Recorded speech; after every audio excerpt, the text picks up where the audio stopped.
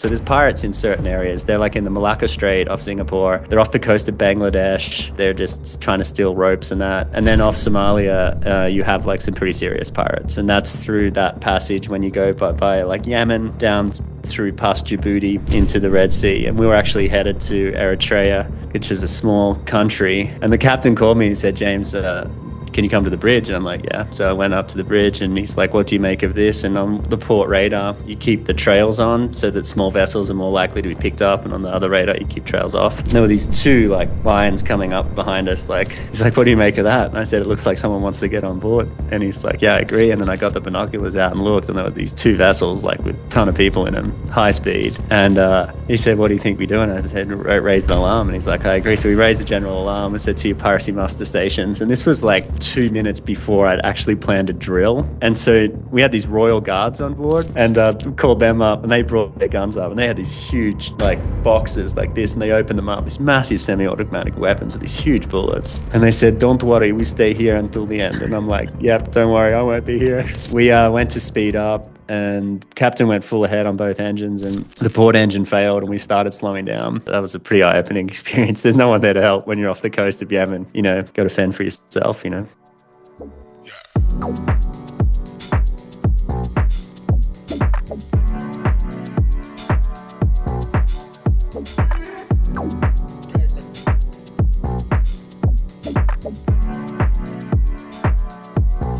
Welcome to Elevator Conversations. Great to have you on, buddy. Thanks, Pete. Thanks, Roxy. Great to be here. Yeah, it's good to chat. I can not hide my Australian accent now so much. So Be as Aussie as you want today, right? It's there we go. Old family friends. Slang can creep in. So James, those early years, like for people who are watching this in the United States, Canada, you know, obviously the Australians would know, but let's paint a picture of like you were growing up, you were in and around Dan and Adam, my brothers. Let's just paint the picture for people who've never heard of the Sunshine Coast, because often you say that no one knows. I mean, what was life like for you growing up before you've ended up here in Colorado now? I mean, growing up on the Sunshine Coast was paradise. I mean, beautiful waves, white sandy beaches, perfect temperature year round, great waves. You know, I was playing in a punk rock band and surfing, you know, as I left school, and it was a dream. You know, I just loved it. Many great memories of hanging out with your brother Adzi and your other brother Dan, who was like best friends with my brother.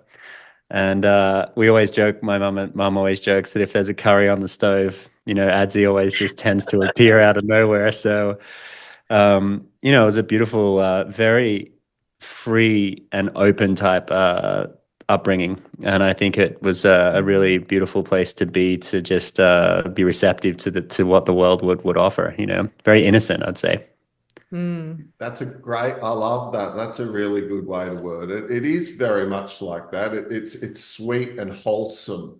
And, you know, it's a big wide world out there. We recently took the boys to LA, right? And they were walking around Santa Monica, and they got their real first taste of homelessness and you know, what the big bad world, so to speak. I mean, let's say LA is very far removed from the Sunshine Coast. And by the end of it, they were very grateful for what they're growing up in and around, even though it's changed a long time since a lot since you and I were growing up in and around it. So growing up in that environment after school, right, all these different options, tell us about what direction you went in.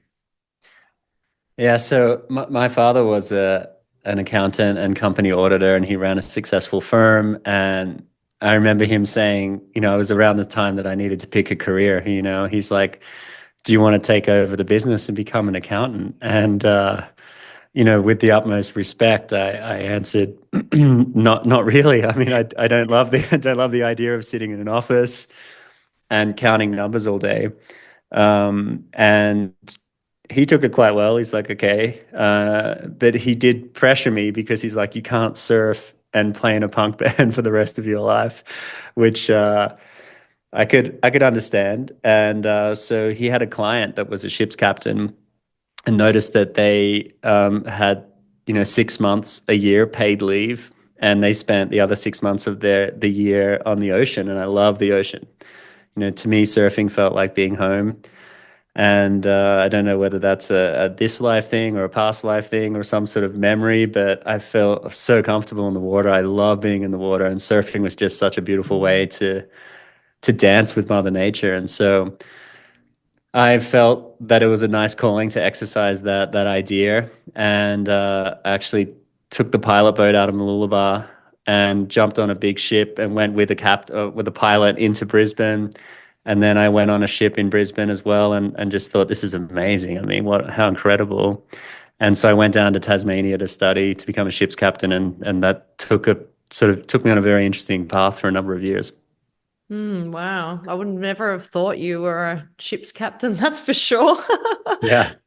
It was, I mean, I think, in this day and age, I feel like a lot of things are given to us, and we should be very grateful for this life, of course. But I think there's something about, discipline, practice, whether it's hard work or mantra repetition or yoga or something that is somewhat being lost in the modern world. And we're just so distracted. And for me to go into the shipping industry, it provided an opportunity to be disciplined. You're on watch, you've got these, clear hours, you've got these big responsibilities. I was, on tankers, container ships, high-speed passenger ferries, from Japan, Korea, all throughout Asia, Middle East, through the Red Sea into Europe. And as a young Sunshine Coast boy, which is this sheltered, local, beautiful existence, my first ship I joined in Adelaide, and it was a 42-day nonstop trip to Kuwait in the Middle East. And you get to this huge refinery there, and then this was a 300-meter, 295-meter long, Wow. million-barrel oil tanker. So it's 3 football fields, And I remember leaving Adelaide and saw the front of the ship was like wobbling down and up, like the whole ship was flexing, and waves of steel coming down the deck. And I said to the captain, I think the ship's going to break. He's like, no, if it didn't flex, it would break. And that was just such a wake up call to be on this ship in the middle of nowhere. And then you get to Saudi Arabia, and if you put the flag up the wrong way, they warn you that people, there's consequences to that, these countries. So then spent 6 weeks at a dry dock in Singapore as well on that same trip, and they would ship these Burmese workers over across the border to Singapore, and they were in their 60s and 70s working in the blistering heat, and you realize that there's no like superannuation plan, there's no 401k. Like, it was a big awakening to what the world's like your kids, when they go to LA. And it was a beautiful experience for me to have as a formative man, coming into my life, to just see the world, and spend 7 years doing that, and saw a lot of really unique things. Do you feel like you've been a Viking or something before then? Because I just feel that so much for you, boat energy. Yeah, I mean, I've had some Viking sort of experiences in some night terrors, actually. When I visited my old hometown in Scotland, I went with my brother to Loss on Loch Lomond in Scotland, and the Vikings actually came there, and that's where my last name is from. And yeah, maybe an actual direct lineage, less so past life. But whether people believe in that or not, I certainly do believe in incarnation. And yeah, it was an amazing experience, and then I ended up on passenger ferries. I was doing this. I was the youngest qualified officer driving the Spirit of Tasmania from Melbourne to Launceston, and I was 28 days on, 28 days off. Enormous money. I'm like 22 years old, 21 years old. I've got these like epaulets on. I'm on the bridge of this incredible ship that does 28 knots. Like 1,300 passengers, few hundred cars. And it was so exciting. It was like such an incredible experience. And then had this real calling to go with Laurentine, my partner at the time, to go to Europe and work on the private yachts. A lot of my friends were going into cruise ships, and actually applied to like Norwegian Cruise Line and Disney, and then thought, no, private yachts would be so much more fun. So I remember doing some Tony Robbins actually, which was that was a big wake up for me early on, getting access to that sort of personal development work. And you have a lot of time when you're at sea. I think this is something that, and there's no social media, there was no like, Instagram. There was like yourself and your thoughts. So it's really, I feel like it was almost like going into an ashram, for months at a time. You just look at the ocean and you're with your thoughts, so it's an incredible like practice. I mean, I think people would pay money to have their phone taken away from them and to be with their thoughts for a period of time. I mean, it's called like a vipassana, I guess, right? And yeah, it helped me to really think more critically about life and what is this journey about and who am I and why do people do what they do. And then I came across Tony's work at Anchor Watch in Singapore. I remember it so well. And the music comes on. It's a flat, calm evening. Like the ocean's like a mirror. There's ships everywhere because Singapore is quite a big hub for shipping traffic. And it's some ungodly hour in the middle of the night because you're doing shift work. And this music comes on, dun, dun, dun, dun, dun, dun, dun, dun, dun, and it was like a Tony Robbins CD, and I'm like, "Wow, this is a big accent to be listening to at 2 a.m. If you've ever heard Tony Robbins' Yeah. accent, and essentially his work is like your thoughts become your life, and our thoughts are shaped by our beliefs, and our beliefs are shaped by really society at large, and in particular, like media.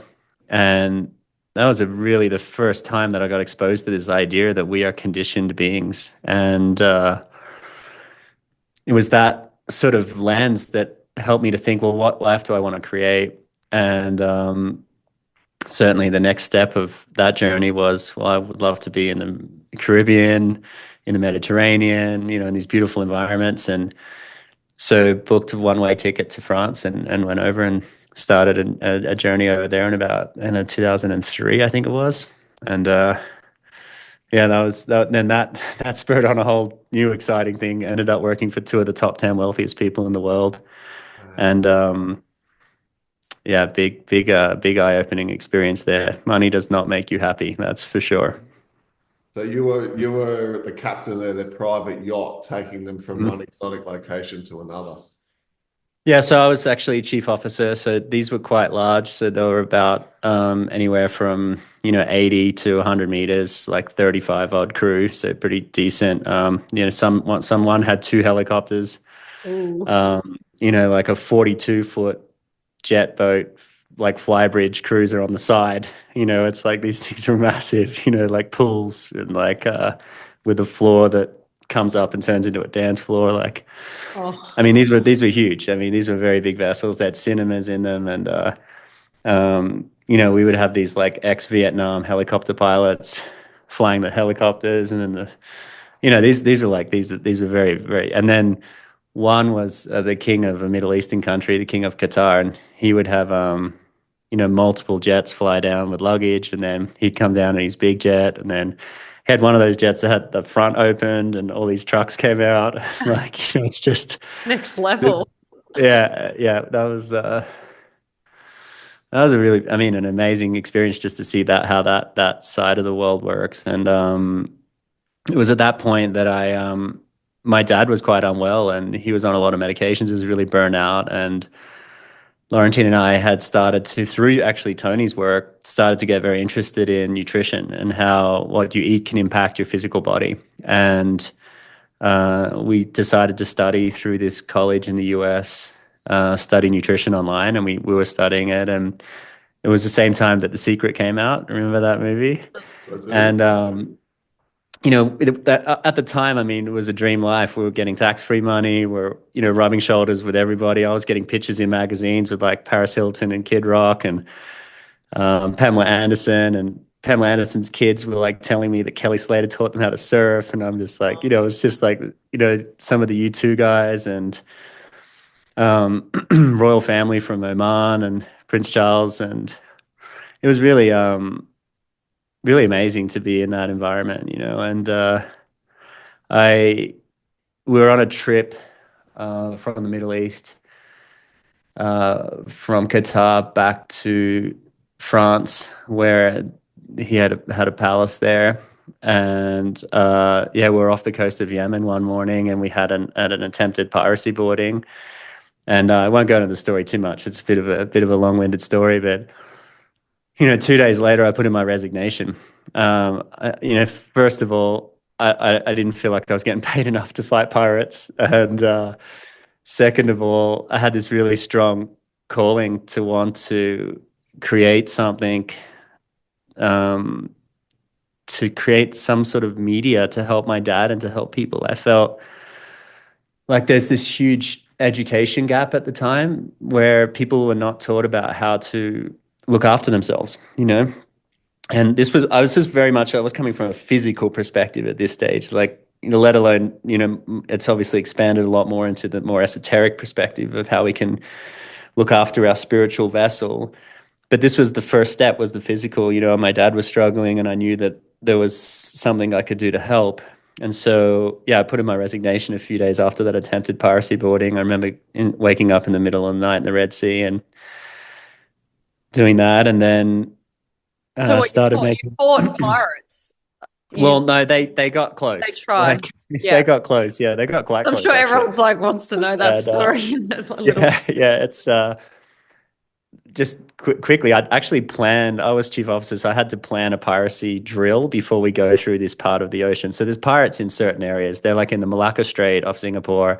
They're off the coast of Bangladesh. They're a little more benign. They're just trying to steal ropes and that. And then off Somalia, you have like some pretty serious pirates, and that's through that passage when you go via like Yemen down through past Djibouti, into the Red Sea. And we were actually headed to Eritrea, which is a small country. And the president was coming on board, and the king being gifted an island there. So it was a whole like situation. And I'd planned a piracy drill at 10 a.m. And I was in my cabin, and the captain was on the bridge, and we just left Oman, and I had this big robe that I bought at the market, so I was wearing it. And the captain called me and said, James, can you come to the bridge? And I'm like, yeah. So I went up to the bridge, and he's like, what do you make of this? And on the port radar, you keep the trails on so that small vessels are more likely to be picked up. And on the other radar, you keep trails off. And there were these two like lions coming up behind us, like, he's like, what do you make of that? And I said, it looks like someone wants to get on board. And he's like, yeah, I agree. And then I got the binoculars out and looked, and there were these two vessels, like with a ton of people in them, high speed. Yeah.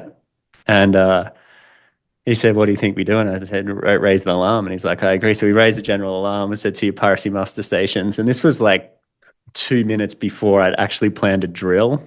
Wow. So it was so obscure, the timing. And so everyone thought this was a drill. So they mosey on out of bed, up onto the deck, the crew go inside. And, the deck crew quickly realized that I was a little more serious than normal. And I'm on the bridge, like on the back of the deck, calling distances, 3 cables, port quarter, Oh, closing God. slowly.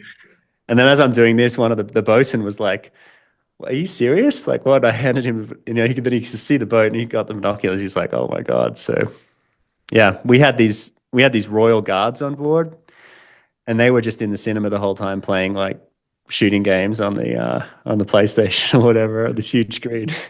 And called them up, and they brought their guns up, and they had these huge like boxes like this, and they opened them up, these massive semi-automatic weapons with these huge bullets.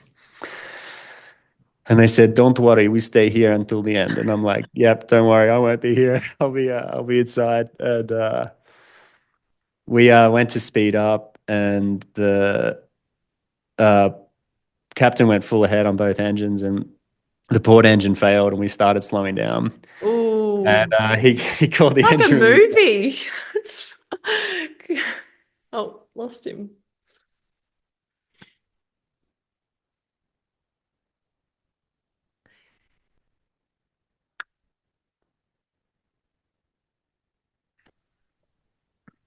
Lost you for a second. Yeah. I'll start. I'll go again now. So he called the engine room, and he's like, "Hey, I need these engines going. There's a serious threat up here." And they're like, "Yeah, we'll get it back online ASAP." So it took a minute or so, got it online, and then we started speeding up. This yacht was actually quite quick. If I recall, it did about 23 knots, which for like an 80 meter That's huge.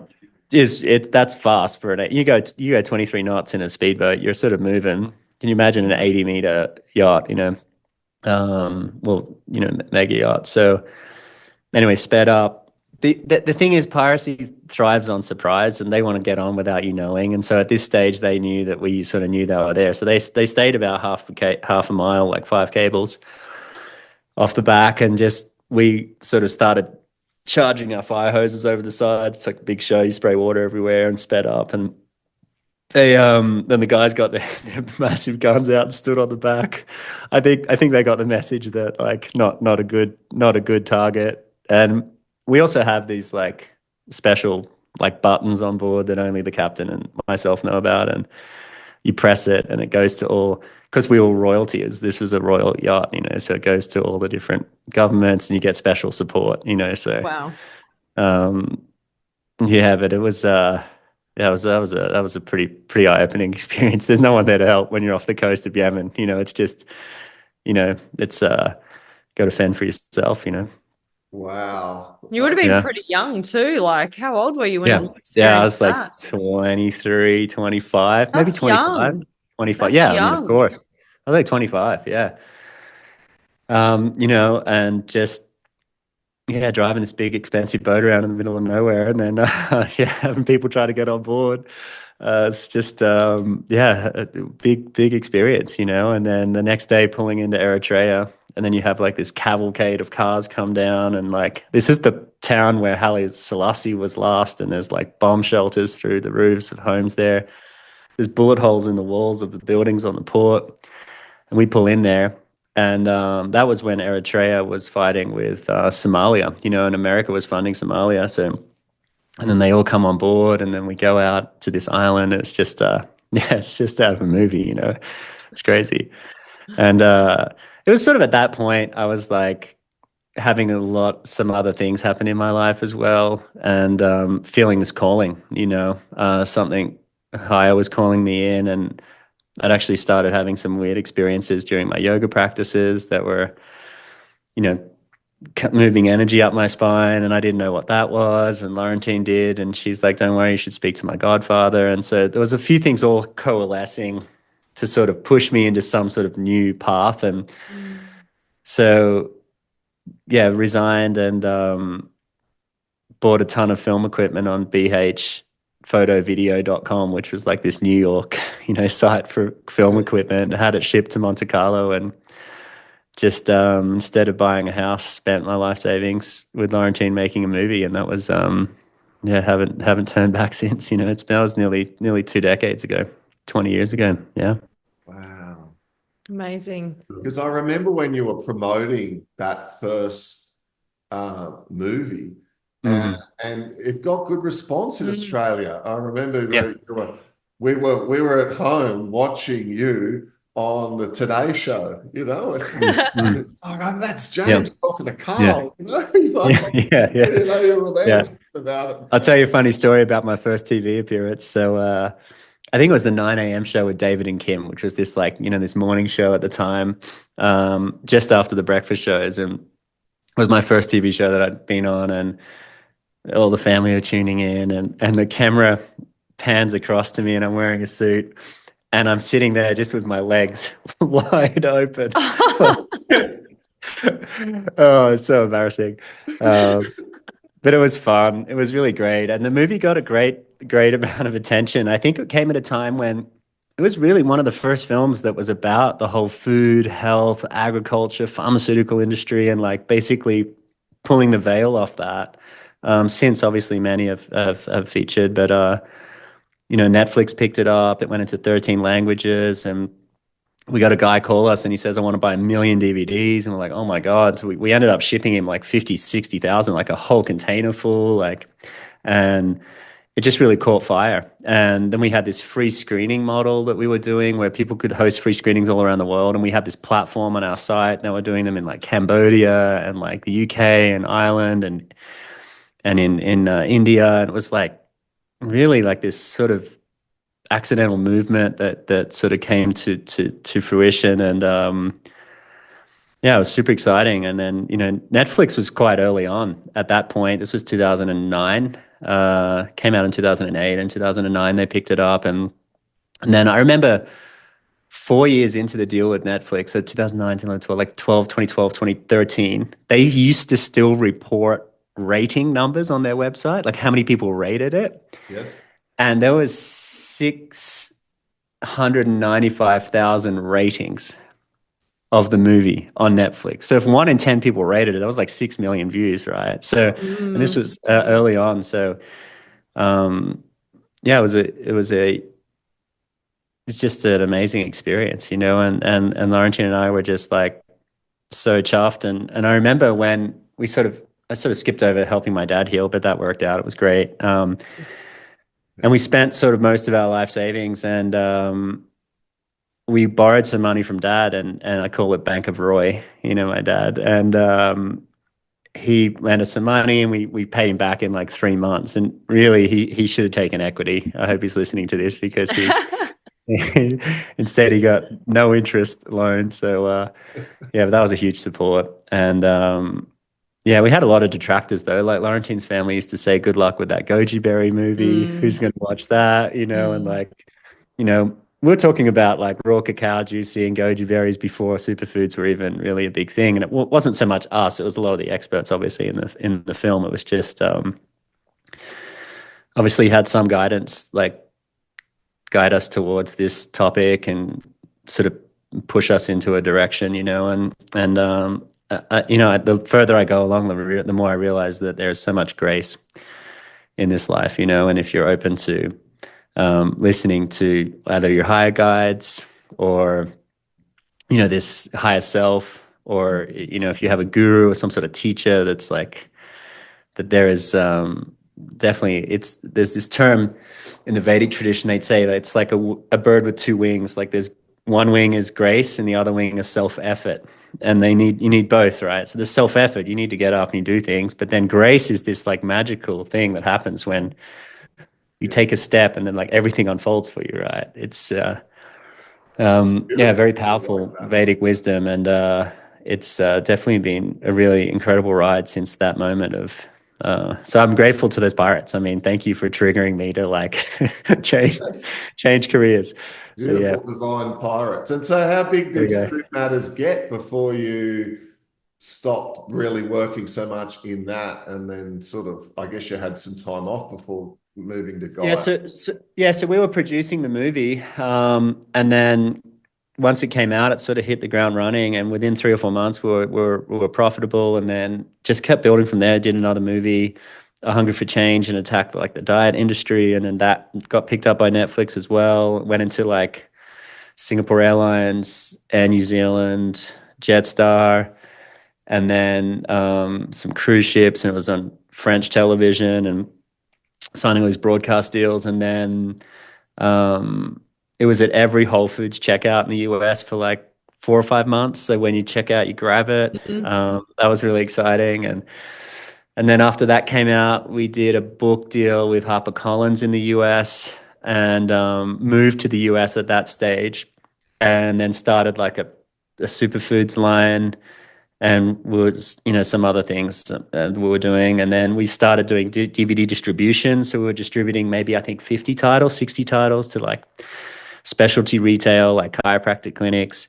We were distributing through Unique Health Products in Australia, which is like a distribution company run by Dale and his daughter Harmony. They're a really sweet family. And then in the US, I had a lot of my friends saying, "How do I get on Netflix?" And I was introducing them to distributors, and realizing that they were starting to sign less content. They were more into producing content. Mm. And then I remember buying a TV and also a MacBook Pro in about the same week, and getting them to my house in Santa Monica. And my MacBook Pro didn't have a DVD drive. This sounds like I'm aging myself really quickly here. It didn't have a DVD drive, and the TV had a Netflix button on the remote. Like this guys, you have to imagine how revolutionary this was in like 2012, right? So America's always like so cutting edge with the tech, and I was like, whoa, this is crazy. Like DVDs, this is the final straw for DVDs, right? It's over. And so I called up my team in Australia. So I had this emergency meeting, and I'm like, guys, we have to start a channel. We have to start a streaming channel. We got all these filmmakers that want to be a part of something. Netflix is not signing so much anymore. There's so much great content.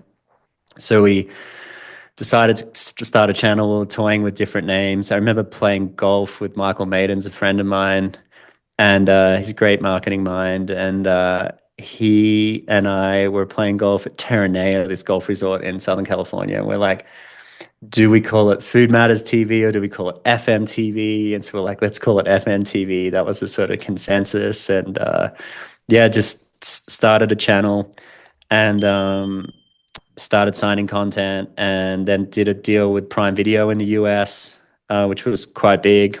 And just growing that out, and it started to get big, and it was great. And we ended up having 1,600 titles and 900 hours of content. I mean, we built a pretty big Wow. channel. We had like a pretty decent team at the time. I mean, I forget, like maybe 45 people or so, or 40 people.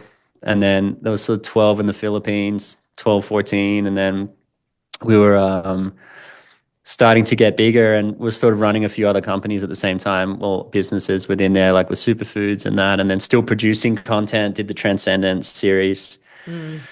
That was And great. then started a business with Novak Djokovic randomly in the middle there as well. Raised a few $1 million there and set up a company in Monte Carlo. That was a bit of fun until that went on the cooler because his tennis was going through a moment. And then, yeah, like eventually was at the point where I'm like, okay, so either I'm going to raise more money and scale this faster, or look to partner with somebody. And that's when you guys found out about the GAIA deal. I was chatting with a few other companies at the time, Hay House and Mind Valley, just some of my friends in the space. And yeah, and then ended up bringing it together with GAIA, which felt really sort of divinely orchestrated. It was really, really beautiful moment. Wow. It's such a Yeah. celebration of your soul, like to create such greatness. Like always, it feels like through all of those journeys you've just taken us through, it's like you always get your way to the top somehow. Like your soul is like leading the way I don't know. to Yeah. make the mission, the light mission. Mm, And mm, now mm, you're partnered with Gaia, which is probably the number one spiritual channel in America. mm. Yeah. And branching out into other countries. So it's so good. Congratulations. So awesome that you've listened to the call because it's Yeah, people like I don't you. think it's me. I think I just listened to a call and said yes. It's like I think I just said yes to the phone call. Like I think anybody has the capacity. It's just that Mm, saying yes. And I must have answered pretty like fervently because yeah, everything showed up for me. I was really, really grateful. mm, So for yourself now, Mm, working within Gaia, right? Like, mm, you go to work every day. You got mhm, more or less, you got a 9 to 5. You obviously don't need to mhm, work and work in a job. Like you're not doing it for money. So mhm, let's talk about that. Like mm. what's the drive? Like if you don't need to go to work, a lot of people think, well, why would you go to work, right? But let's answer that. Mm. I think it's really interesting question. I actually asked this question. I hope this isn't going to blow my like insider interview questions. I've interviewed like maybe, I don't know, definitely a few hundred people, not professionally like work movies, but like for roles in different companies I've run. And one question I asked them is, what would you do if you had all the money in the world, and you didn't have to work? And I think this is a really telling question. And it always makes me think about it every time I ask other people that question. And these really big, like introspective questions, these really philosophical questions, I love. I mean, I think these are the questions that people don't ask hardly ever in their whole life, like what would you title your biography? Like people don't think about this. And like this should be like the first thing you wake up in the morning and think about, in my opinion, like what is my mission? What am I here to do? Like what have I been so perfectly created and incarnated and sort of put into this like soul experience of earth to execute on, and whether it's something super humble and meek and beautiful and amazing, whether it's the biggest thing ever, it doesn't matter. it's like what feels so resonant to you. And I, after the FMTV thing, we built like an online nutrition certification training business, and another movie called Love Over Money, and Joaquin Phoenix was executive producer. Super love that movie. Not that I love my own movies, but I'm proud of it. Yeah. I mean, I'm like, Yes. it's beautiful. It's a different type of movie. It's one person story. I love John. Like, feel so connected to him, and very grateful to have been charged with the responsibility of telling his life story. And with this moment of my life, so that movie was coming to fruition, and the education platform was growing, and we built a house in Vanuatu, this beautiful villa, and overlooking the ocean, and like, how you got eight beautiful team running the house for you and driving the kids to school, and like built a school actually as well in the village that Laurentine orchestrated, like a nature-based school. And we learnt Bishlama, the language of Vanuatu, and we got citizenship of the country, moved all our companies there, so it's tax-free. And nonprofit, we're doing some nonprofit work with my parents, and I was going between there and Bali and Australia, and just like really dream, I'm like drinking kava in Vanuatu, surfing and running companies that I love. And the indigenous people there are just so tapped in to joy. That's their operating system, is just joy all the time. I mean, it's just like so cool to witness that and to be friends with some amazing crew there.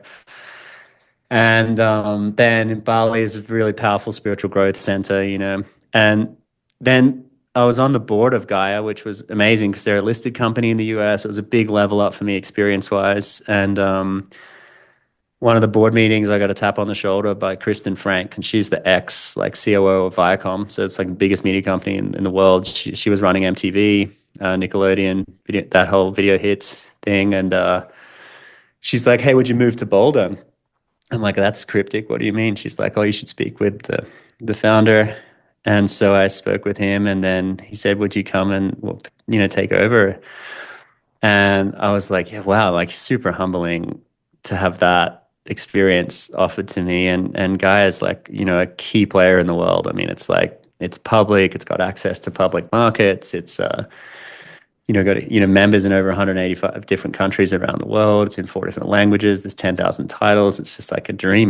There's big team, beautiful headquarters, like largest collection of private crystals in the world, I'd say, here at this headquarters. Like, I and it's love the just crystal shows.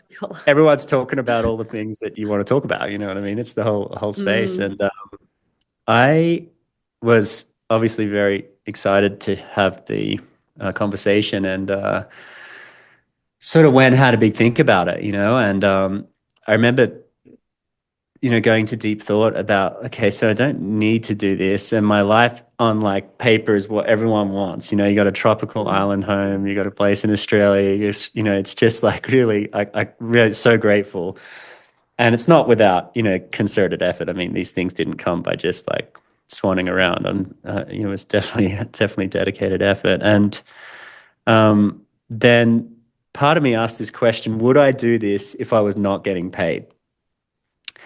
And my answer was yes. And it felt like that this was the culmination of like that moment where I quit, in the Red Sea. This was the culmination of that whole journey of like that mission was set in stone, in it's set in sort of motion at that point. And the culmination of that being that that was what I felt like I was called to, and that it felt more like a soul calling, and when I answered myself, would I do this for zero money, then I knew that was the right thing to do, because it felt like mission, it felt like, and I call that this here, one of my buddies I work with here, he's like, James, it's work. And I said, no, it's mission, and he's like, yeah, okay. He's wrapping his head around it. He's like, okay, yeah, mission. And I think that, I don't know, we all have skills, and if we put our skills to use for the higher good of humanity, isn't that mission? Like, that's how I feel. And I feel like there's a really important time for humanity right now. We're opening to new possibilities, to new potential. The Vedics talk about this idea of moving from Kali Yuga to Satya Yuga, moving from like not knowing to like remembering and integration, and they have a very long view of history and cycles of time, and very well documented tradition, which I quite, this is probably most of my connection is to like non-dual Shiva Tantra sort of philosophy. And yeah, so and it is. And I'm here, and it's not 9 to 5, it's like 9 to whenever, and like, Yeah. yeah, I'm often, I was in here on the weekend, last weekend, and yeah, it's something just feels really beautiful. And it's huge learning experience, and to have a mentor like I do here, who's a spiritual based entrepreneur, is so unique in this world. I mean, most entrepreneurs are in it for self gain, self gratification, and they're not in it for something bigger than themselves. And Mm. it's a real honor to be here, and so grateful to be like captain of this ship now. I guess it's a different, more intergalactic ship as opposed to a as a terrestrial or ocean going vessel. But yeah, it's lots of fun, and never a dull moment. Oh, Wow. we just love it because we feel the same. It's like we're in our mission, our purpose now, and Mm. to see the mirror in you, it's just, yeah, you're a real one. It's good. It's Little so young great, and we got Aussie. your movie. We got your movie on Gaia now. It's great. Portal to the Yeah. Palladians. Yeah, it's so awesome. And Yeah. yeah. So galactic consciousness, hey? So a lot of Hmm. Gaia is about galactic and other Hmm. dimensional spaces. So yeah, have you had any experiences in that kind of way with obviously in your meditations a strong connection to any extraterrestrial beings or anything like that? So I guess I have a few different guides, I would say. First of all, like my entry point to the non-physical really came through a Kundalini type awakening, and it was spontaneous and it was movement based, which is unusual. Typically, you're either in some practice with a guru, or you're in some mantra practice, or you're in the presence of something. And this came almost automatically to me, and I was quite worried about it at the time. Like it was just this huge amount of energy racing up my spine, and sometimes it would shoot out my head. Sometimes it would hit my head and bounce back into my body. I'd collapse to the ground shaking. Wow. And I thought I needed to see a chiropractor or somebody. I thought something was wrong with my back. You know what I mean? This is how I was thinking. So this was while I was still on these yachts. And Laurentine said, no, no, no, you should speak to my godfather. I'm like, what? The godfather? What's he going to do? It sounds like a movie. So I go to the godfather. And we're in his home in the United Kingdom. This beautiful old stone home, like this classic, like heritage listed place in the countryside. She kicks me under the table and says, tell him what's going on. So I told him the story. He's like, oh, come with me.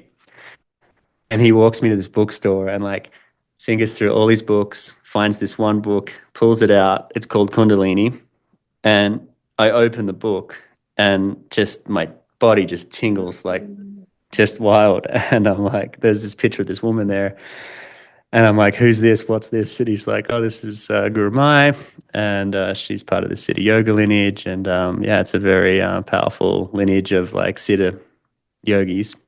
And from that moment on, I had this just incredible guide in my life. And yeah, it's been really powerful. And since then, they're just this like presence of support, like this higher support, this higher network of support, and grace. And yeah, I'd say that's the highest guide that I'd identify with. And then there's others that have come through in different sort of practices, like past life regression therapy, and a few others that have connected me to some special entities. And yeah, this is not new. This is so well documented. Especially, I think to me, like the Vedic tradition, like laid it all out.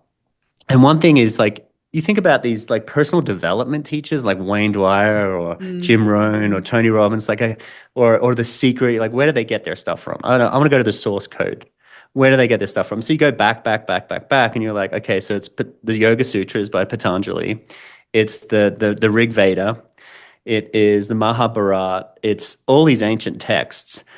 And when you start to go into those texts, they're basically saying, one of the teachings of like Muktananda is the closest way to God, higher self, source, is to chant his name. What does that mean? Well, chant is mantra. What's mantra? It's sound, it's vibration, right? So as you get into this, and then you start to like do mantra repetition. One of my favorite mantras is the Mahamudra mantra, which is like Om Trayambakam Yajamahe Sugandhem Pushtivar Hanam Urva Rukamiva Bandhanam Riksha Mukshiyam Amritat.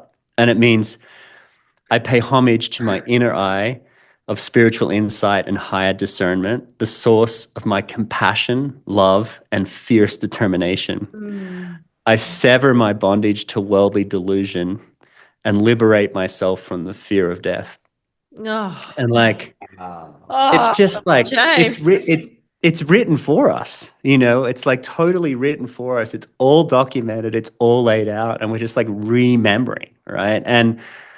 And to me, so then I started to go deep into that area, and it's all there, you know. And they got it from just tapping in too, right? So like, to me, I feel like we've just gotten so lost.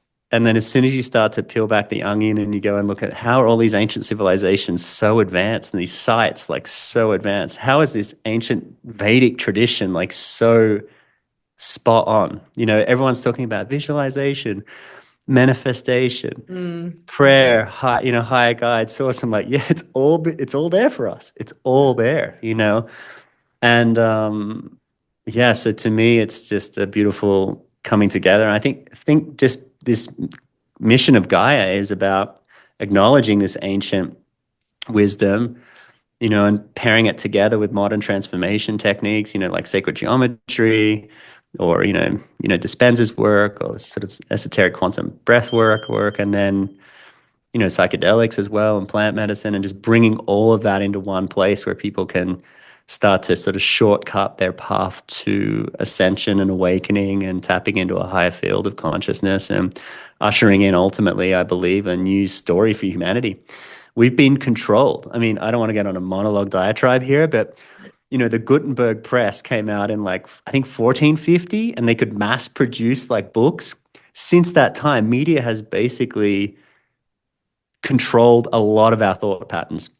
It's helped to liberate us in ways, but typically those texts are not as widely available as the ones that are used to control. And modern mainstream media is really predicated upon, I call it, death, pain, fire, destruction, distraction, and division. And they want you bought into that model because you buy more things, you're in fear, you're less intelligent, and you're less sovereign, and you're less free. This creates a mind that is not able to even comprehend the possibility of the uniqueness of our existence and our potential.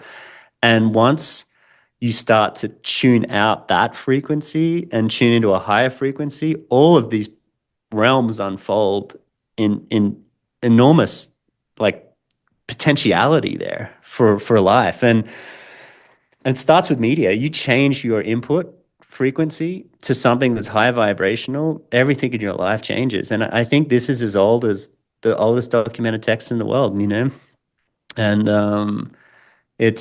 I think it's the work. You guys are doing it, we're doing it. It's like such important work right now. And yeah, it's super exciting. I mean, obviously I get excited about this stuff, We can tell, and it's great Yeah. to see that enthusiasm come through, right? Because that's spirit. Like there's the divine coming through in that flow, that enthusiasm that just came out of you. And oh, look, it's great to be on this journey with you. And Yeah. can't wait to see what exciting things you've got coming up. I'm sure we're working on all sorts of wonderful things. And for people who've watched this today and would like to send your message or follow you on Instagram, is that the best place to, say, hey, we watched your chat, or reach out, or, like, what would you prefer? Yeah, I mean, for me personally, I mean, go to Gaia and just watch some content, open your mind up if you're not already. I think just and you could do it anywhere. I mean, I don't mind. I think Gaia is just such a beautifully curated collection of content to help expand your mind. And if you can expand your mind and your belief systems and change your frequency, you start to see a totally different world. We live in a consensus reality. Our reality is built totally upon consensus. This is blue, That's black, that's green, that's red. This is a dollar bill. This is how much it's worth. We all believe in these things, and it creates a reality. But you can quantum like shift into different realities through changing your vibration and frequency. And when you do that, you literally open your eyes and you're in a new world. And people do that. It's called spontaneous remission, spontaneous healing. It happens all the time. So changing the frequency of content you watch, that's number one. I'm on Instagram. I think my last post was maybe, I don't know, like 6 or 8 months ago, maybe more recent. So it's James.Colquhoun, so Colquhoun. Yeah, you can follow me there or ping me a message if you want. And yeah, just that's probably the best. I'm probably not going to give my email out here. So, yeah, or my cell. But yeah. Yeah, thanks so much for coming on. Hey, we really enjoyed connecting with you. I loved hearing your story because I hadn't heard all the stories. So that was awesome. Thanks for sharing.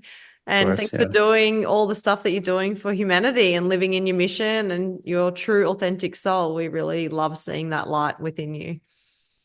Thanks, guys. And yeah, super grateful for the opportunity. And just reminding everyone that I honestly don't think that it's me that's doing a lot of this. It's just that I said yes to some call, and I believe that we're all getting calls every day from spirit, from the universe, from the higher self, from the divine. And when you answer them, everything gets unlocked. There's something waiting to be unlocked, and it's effortless. So thank you.